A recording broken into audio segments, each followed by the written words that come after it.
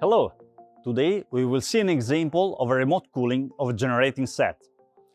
This unit is a 400 kVA PRP power genset that will be installed in the basement of an 8-story building. A custom-designed cooling kit was installed at the place of a standard radiator.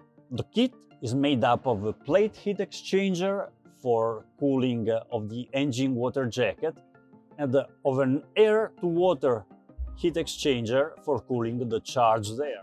In this case, the customer specifically asked us to integrate the circulation pump inside the cooling kit. The pump was properly sized to push the coolant from secondary side of the cooling kit up to the roof, 45 meters above the genset level, where a dry cooler will dissipate the heat produced by the engine.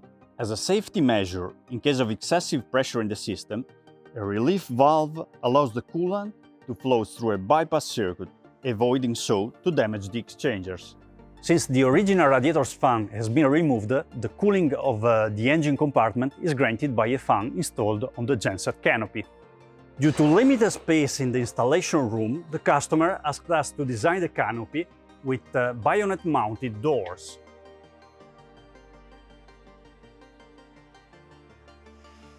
On customer request, we installed inside the generator a fuel polishing module. This system protects the diesel fuel from harmful contaminants, even though the genset is not used for a long period of time. Now the set is completed and ready for the test. Here we find the pipes that go from the remote cooling kit to the canopy, where the customer will find the 2 connection points for its cooling circuit. Here we have the dry cooler that will be installed on the top of the roof. In this case, since the installation will be in a coastal area, the frame of the cooler has been painted with a C5M cycle in order to protect it from an aggressive saline environment. On request, we supply the customer with a remote annunciator.